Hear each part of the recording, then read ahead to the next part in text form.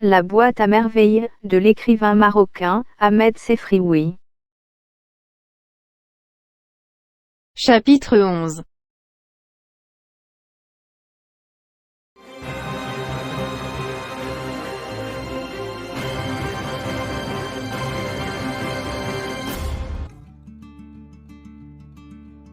À grands coups de torchon, Lala Aïcha chassait les mouches. Elle les gourmandait comme des enfants terribles. Allez, sortez, misérables bestioles, vous salissez tout ce que vous touchez, lorsque je tente de me reposer, vous m'importunez par votre agitation et vos bourdonnements. Elle s'aperçut de notre présence au seuil de la chambre. Son bras resta suspendu, un sourire éclaira son visage.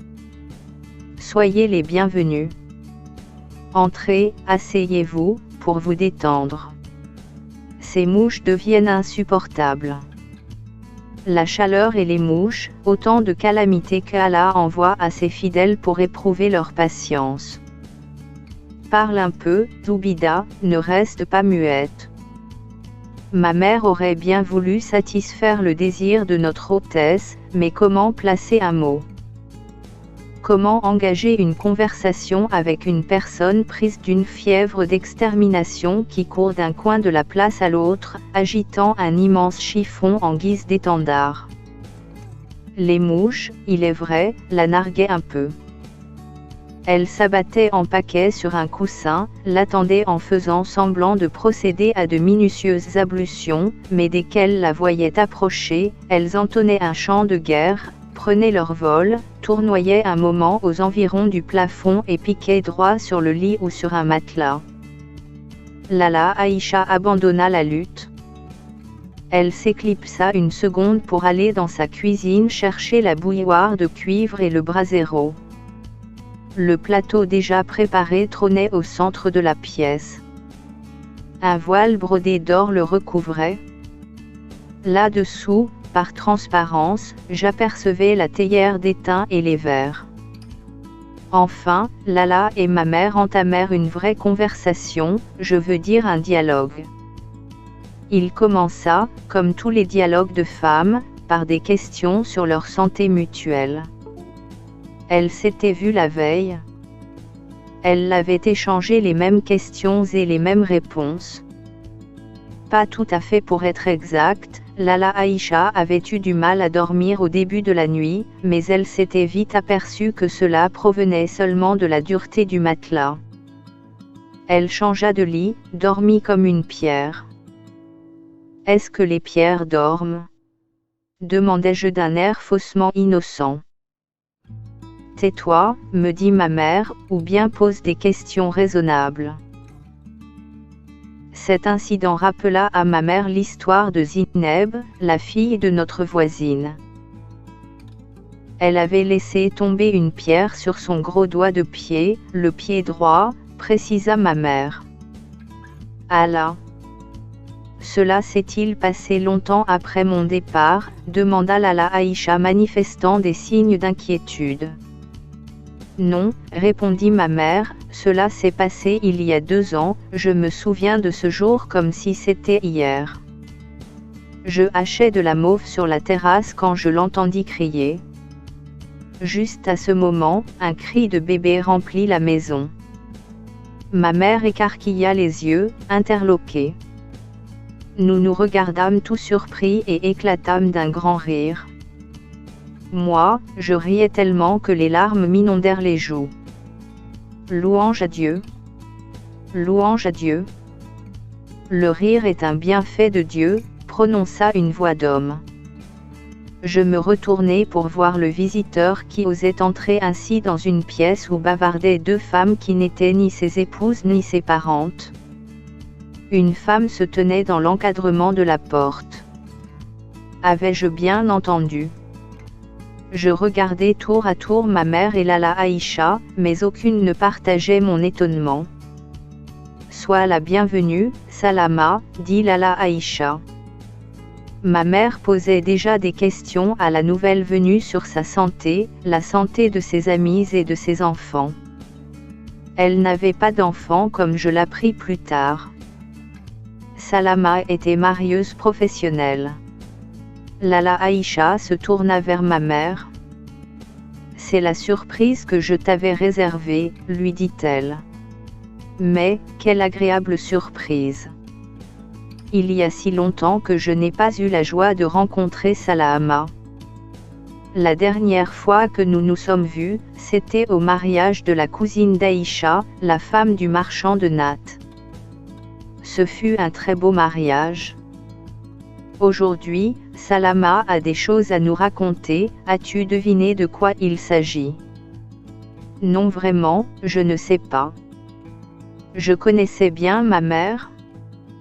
Ses yeux ne disaient pas entièrement la vérité. Salama ne daigna pas jeter un regard sur ma modeste personne. Je devais lui paraître ridiculement petit, ridiculement chétif. Salama appartenait à cette race disparue qui a donné naissance à la légende des géants. Elle avança d'un pas majestueux vers le grand divan, s'installa à la place d'honneur. Le buste droit, les mains à plat sur ses genoux, elle resta muette, statique comme un bloc de granit. Pas un muscle de son visage ne bougeait, ses yeux seuls se posaient avec lenteur sur chaque objet. J'en avais vaguement peur. Elle m'attirait à la fois et me mettait mal à l'aise. Pelotonnée contre un coussin, j'attendais qu'elle parlât. Ses grosses lèvres que surmontait une légère moustache bougèrent imperceptiblement. Aucun son n'en sortit. Le désir de l'entendre parler me faisait trembler. Je ne me rendais même plus compte si ma mère et Lala Aïcha se taisaient ou bavardaient comme de coutume. Elle ferma les yeux, les rouvrit et de sa voix d'homme déclara qu'après le thé, elle aurait tout le temps d'entretenir ses petites sœurs des événements qui se préparaient.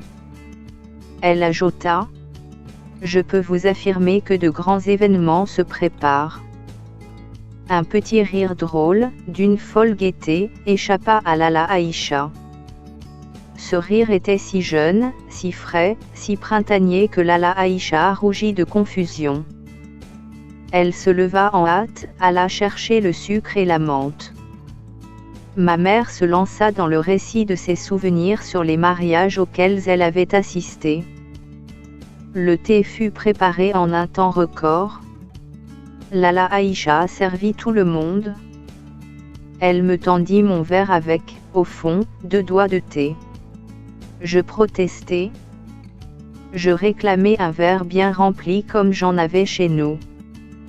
Ma mère fronça les sourcils, se mordit la lèvre inférieure pour me signifier sa désapprobation. Salama remarqua enfin ma présence. Elle sourit. De larges dents jaunes, mais solidement plantées, illuminèrent son visage. Donnez du thé à ce jeune homme, moi, je vais lui offrir un gâteau. Elle fouilla dans la poche de son cafetan, en tira un mouchoir brodé. Il contenait 2 sablés et une corne de gazelle. J'eus la corne de gazelle et les femmes se partagèrent les sablés.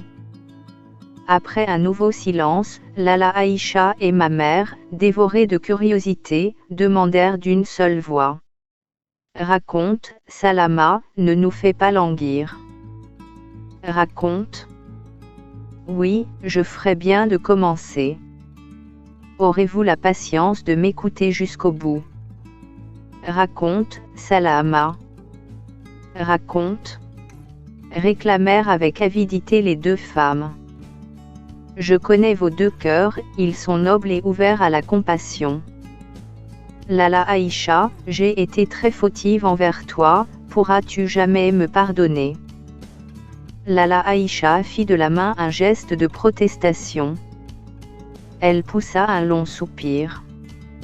Ma mère, à son tour, poussa un profond soupir. Avant de reprendre son récit, Salama soupira aussi. Je ne pouvais pas ne pas faire comme tout le monde, une plainte expira sur mes lèvres.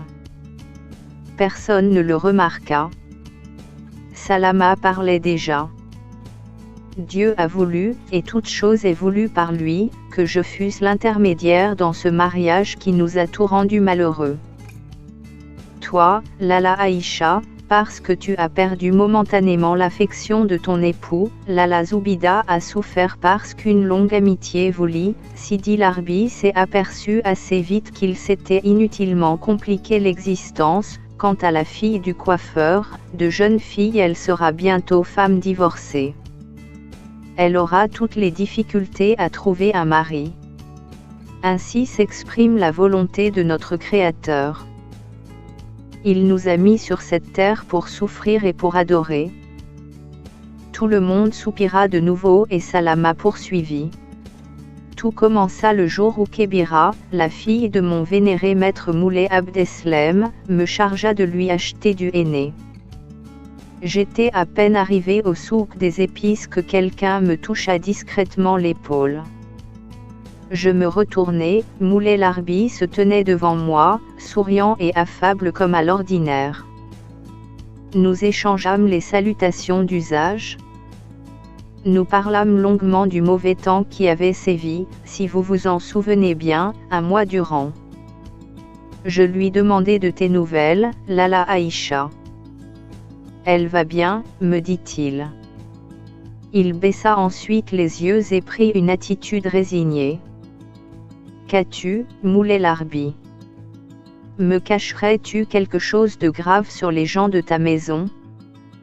Non, répondit Moulay Larbi, je ne te cache rien, mais tu l'as deviné, je suis bien tourmenté. Si tu le voulais, tu pourrais m'aider à calmer mon âme. Comme vous le pensez, j'étais de plus en plus intrigué. Un âne chargé de sacs de sucre passa entre nous deux, nous sépara. Je me plaquai contre le mur et fis signe à Moulay Larbi de me rejoindre. Il échangea quelques insultes avec un passant qui l'avait bousculé et vint finalement tout près de moi pour m'entretenir de ce qui le préoccupait.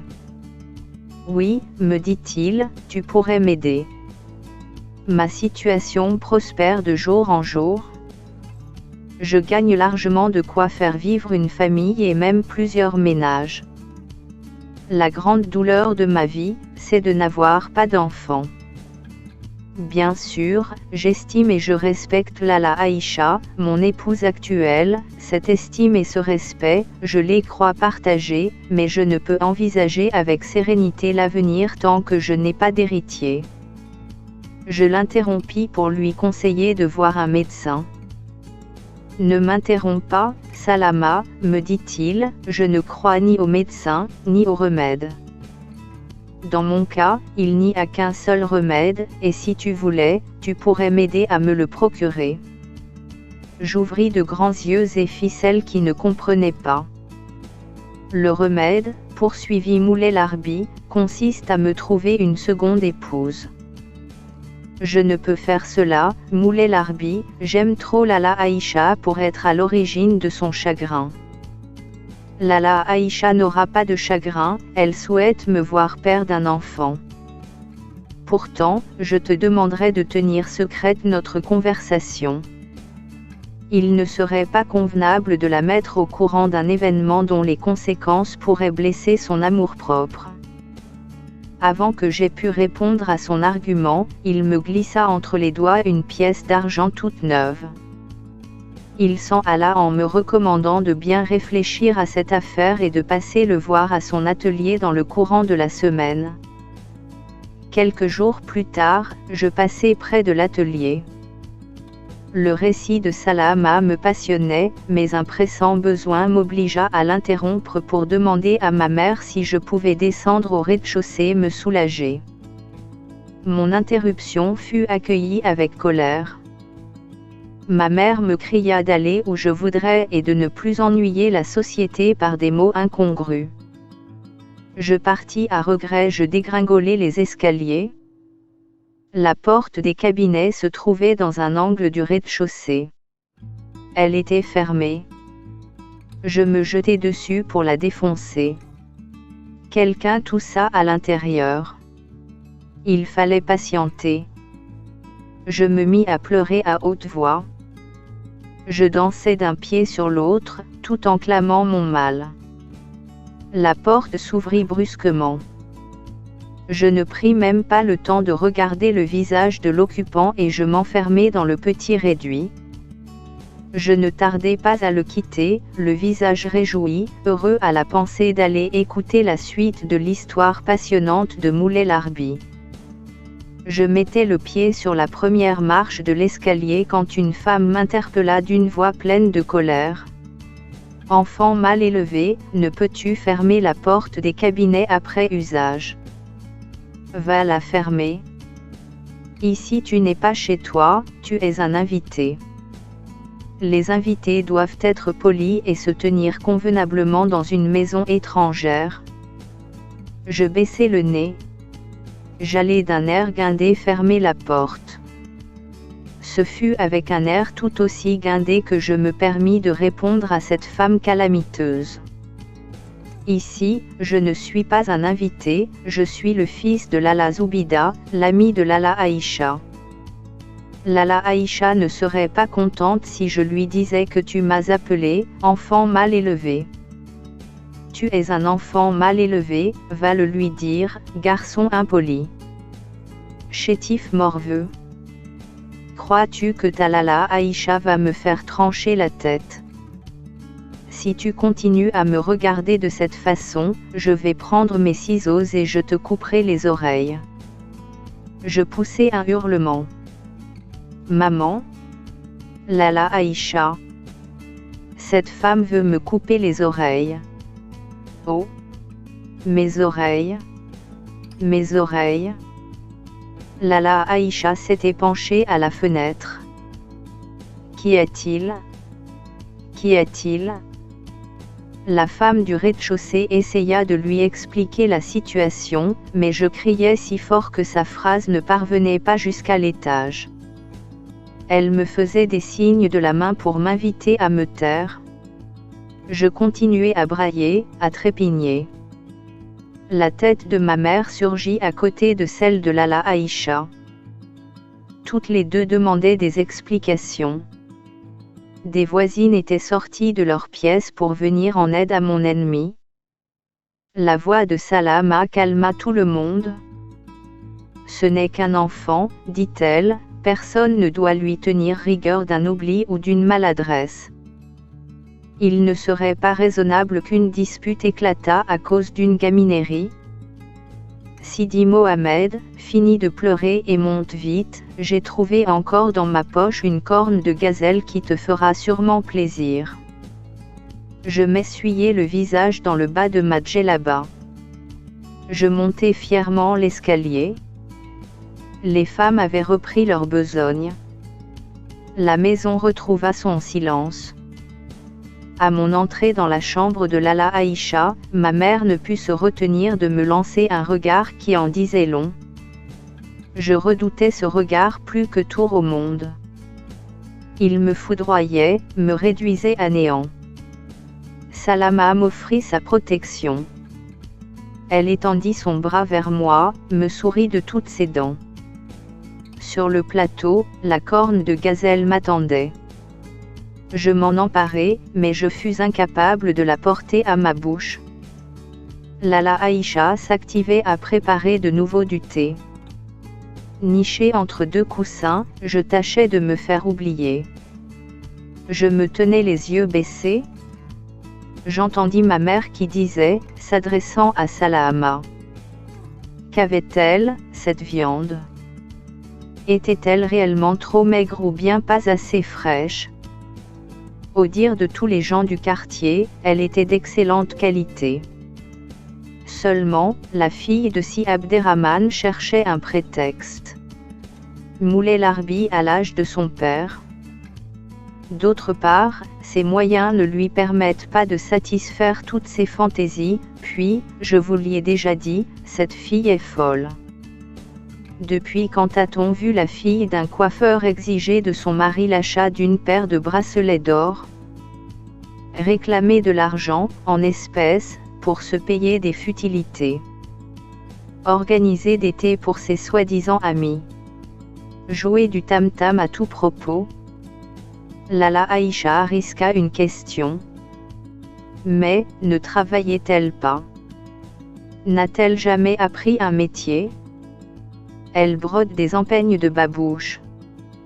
Moulay Larbi lui confia un travail ou deux, mais son ouvrage traînait longtemps sur le métier, il était mal exécuté et elle en voulait toujours le double du prix normal pratiqué par les autres brodeuses.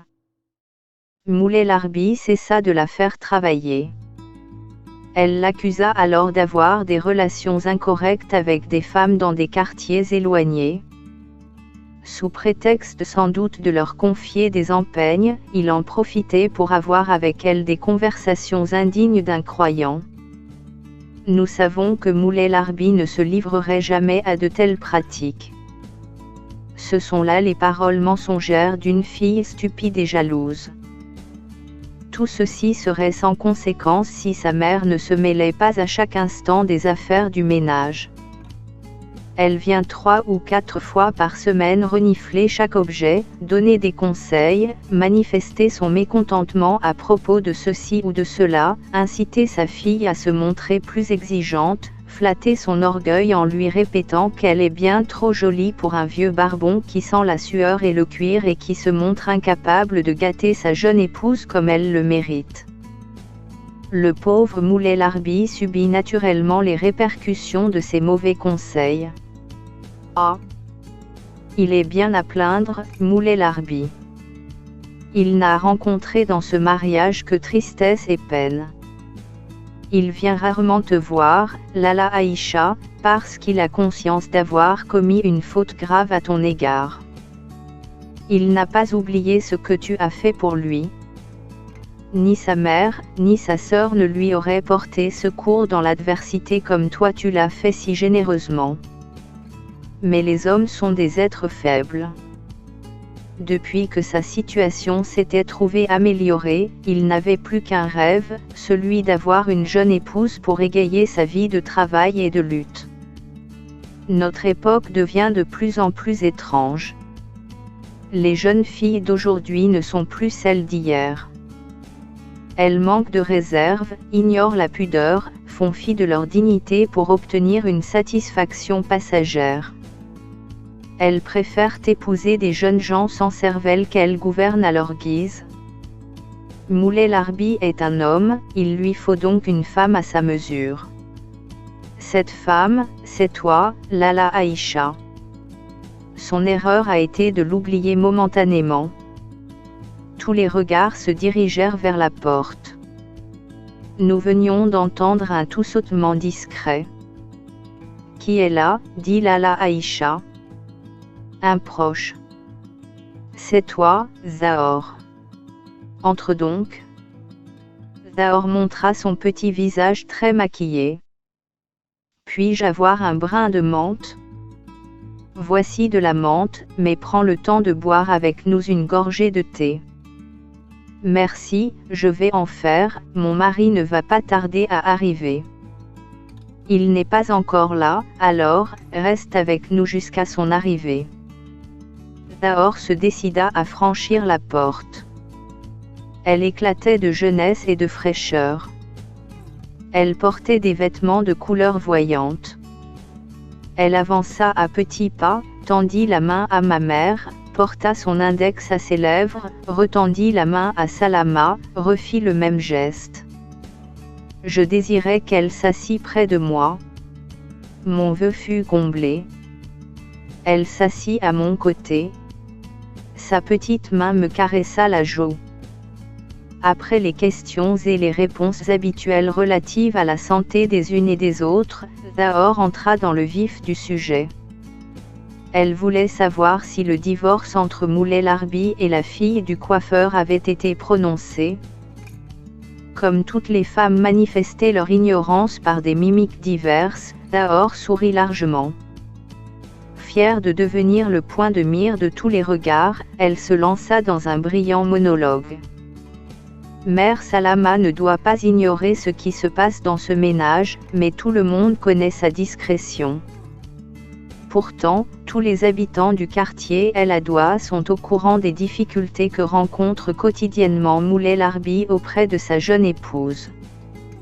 D'ailleurs, cette fille est folle ou possédée. pour un rien, elle menace son entourage de tout casser dans la maison, monte sur la terrasse dans l'intention de se jeter dans la rue par-dessus le mur. Je tiens mes renseignements de sources sûres. Ainsi, mardi dernier, elle demanda à son mari de lui acheter pour le soir même, un foulard brodé à longues franges. Moulay-Larbi revint 2 heures plus tard avec un splendide foulard grenat à dessins multicolores. La fille du coiffeur le regarda à peine, le prit entre le pouce et l'index, le jeta dans la cour de la maison avec une grimace de dégoût. « Pour qui me prends-tu » dit-elle à son mari. « Pour une fille de la campagne ? Comment as-tu osé m'offrir un foulard de couleur aussi vulgaire ? Certes, tu ne dois pas l'avoir payé bien cher. Sache que lorsqu'un vieux barbu comme toi prend comme épouse une fille qui pourrait être sa fille, il doit céder à tous ses caprices et ne lui offrir que ce qui coûte le plus cher. Je te fais don de ma jeunesse et de ma beauté, et en échange, tu m'apportes un foulard tout juste assez joli pour coiffer une tête de négresse. » Moulay-Larbi, très en colère, se mit à l'insulter très violemment. La fille du coiffeur se saisit d'un verre, le cassa sur le rebord de la fenêtre et, avec le morceau aigu qui lui restait dans la main, elle tenta de se couper la gorge. Moulay-Larbi se précipita pour arrêter son geste. Elle se mit à pousser des hurlements, à prendre à témoin les voisins, prétendant que son mari la battait, que sa situation devenait intolérable, qu'elle n'avait jamais assez à manger et qu'elle devait se contenter de vêtements rapiécés, tant l'avarice de son mari était grande. Salama avoua qu'elle n'était pas au courant de cette scène. « Qui t'a raconté cela, ma petite sœur ? Des gens ? À Fès, personne n'ignore rien sur personne. Je sais aussi que la fille du coiffeur est particulièrement paresseuse. Elle ne quitte pas ses couvertures avant la prière de l'ouli. Lorsque Moulay-Larbi passe la nuit auprès d'elle, le matin, il part sans déjeuner, sans même boire un verre de thé. Souvent viande et légumes attendent jusqu'au soir que Lala, fille du coiffeur, se décide à les faire cuire.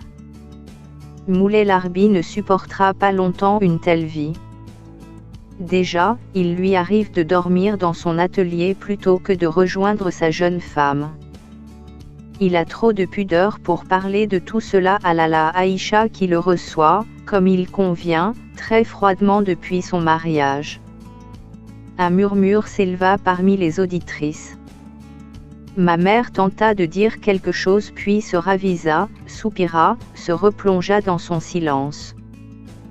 Tout le monde soupira avec conviction. Daor n'avait plus rien à dire. Soudain, toutes se mirent à parler à la fois. Elle parlait de la fille du coiffeur lui-même, de sa femme, de feu sa mère, que ses os aillent entretenir les flammes de l'enfer. Elles se rappelèrent maintes histoires arrivées dans cette famille, qui ne s'étaient pas toujours terminées à l'avantage de ses membres. À les entendre, le coiffeur, sa mère, sa femme et sa fille représentaient le rebut de la société, à leur mort, les chiens même ne voudraient pas de leur charogne. C'étaient à peine des êtres humains et presque pas des musulmans. Sur toute la surface de la terre, il n'y avait pas de peuple plus généreux, plus franc, plus pudique que le peuple du prophète, que le salut et les bénédictions les plus choisies soient sur lui. Des individus pareils n'avaient pas de place dans une aussi noble communauté. D'autre part, ni les chrétiens ni les juifs n'en voudraient. Le ton de cette diatribe s'était fort élevé. La voix de Salama roulait comme le tonnerre, celle des autres femmes imitait tantôt le bruit d'une chute d'eau, tantôt le déplacement des feuilles sèches par un vent de fin d'automne. Ce qu'elle disait glissait sans laisser de traces dans mon esprit. Je ne comprenais pas le sens de tous les mots. Il m'importait peu de comprendre. J'étais attentif à la seule musique des syllabes. J'écoutais si intensément que j'oubliais le verre de thé que je tenais à la main. Mes doigts se relâchèrent. Le thé se répandit sur mes genoux. L'ivresse verbale prit fin brusquement. Tout le monde me regarda dans un silence terrifiant. La surprise et la fureur brillaient dans tous les yeux braqués sur moi. En vain, je cherchais dans mon cerveau désemparé l'ombre d'une excuse. Aucune explication ne pouvait me sauver. Pleurer ne servirait à rien. Je regardais chaque femme, lever les yeux au plafond et pousser un profond soupir.